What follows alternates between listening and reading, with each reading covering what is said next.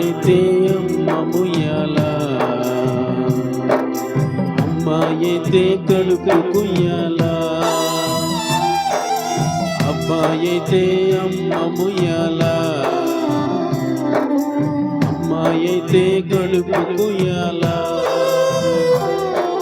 స్త్రీ జన్మకు పరమార్థం తెలుసుకోవయ్యా, ఆమె లేకుంటే నువ్వు ఒంటరివాడయ్యా. స్త్రీ జన్మకు పరమార్థం తెలుసుకోవయ్యా, దేవుడు స్త్రీనివ్వకుంటే ఒంటరివాడయ్యా. సాటి అయిన సహకారి స్త్రీ సేవకునికి తోడుంటే నిజమైన సహకారి స్త్రీ. సాటి అయిన సహకారి స్త్రీ సేవకునికి తోడుంటే నిజమైన సహకారి స్త్రీ. అబ్బాయేనా అమ్మాయేనా దేవుడిచ్చు బహుమానమే. అబ్బాయేనా అమ్మాయేనా దేవుడు చెక్కిన రూపమే. అబ్బాయైతే అమ్మముయ్యాలా, అమ్మాయైతే కడుపు కుయ్యాలా, అబ్బాయైతే అమ్మముయ్యాలా, అమ్మాయైతే కడుపు కుయ్యాలా.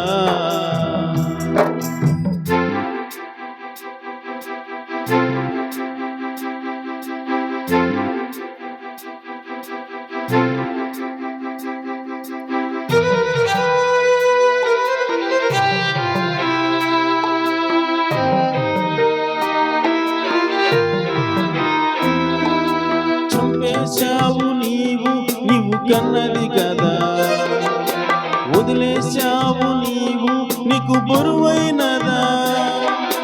చంపేశావు నీవు కన్నది కదా, వదిలేశావు నీకు బరువైనదా.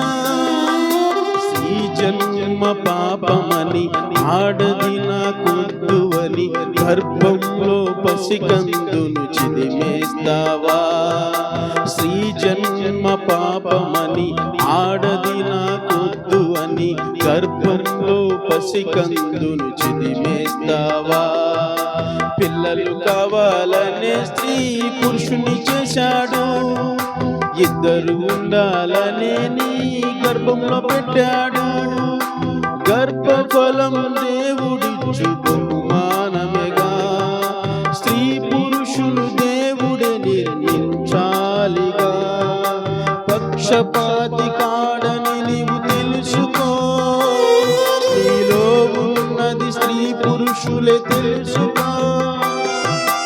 అమ్మాయి వద్దా అమ్మాయి ముద్దా, అబ్బాయైతే అమ్మముయ్యాలా,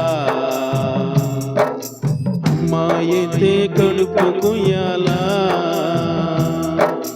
అబ్బాయైతే అమ్మముయ్యాలా,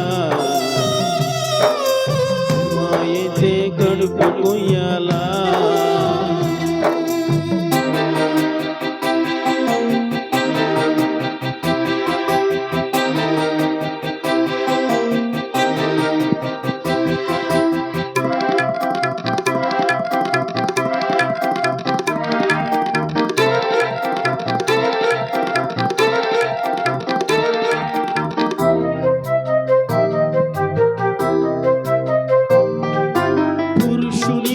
శుక్రకణాలున్నవి కదా, అవి స్త్రీలో ఫలదీకరణం చెందాలి కదా.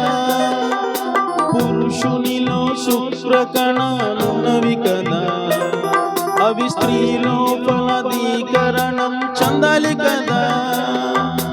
దేహం నిర్మించుటకు స్త్రీ అవసరమైతే దేహాన్నిచ్చే స్త్రీనే చంపేస్తావా. రక్షకుడే పుట్టుటకు కన్యకావసరమైతే ఆ దేవుని సంకల్పం ఎదిరిస్తావా? ఎంతో మంది స్త్రీలనే కంటూ ఉన్నారు, కట్నాలిచ్చి వివాహాలు చేసేస్తున్నారు. స్త్రీగా పుట్టడమే నేరం అంటావా? ఆ దేవుని చేతి పనిని తప్పంటావా? నిర్మించినది దేవుడని చెప్పవా? స్త్రీ పురుషులు ఇస్తుంటే గమనించవా? ఆడపిల్ల వద్ద జన్మనిచ్చే తల్లవరి కొద్ద బాయతే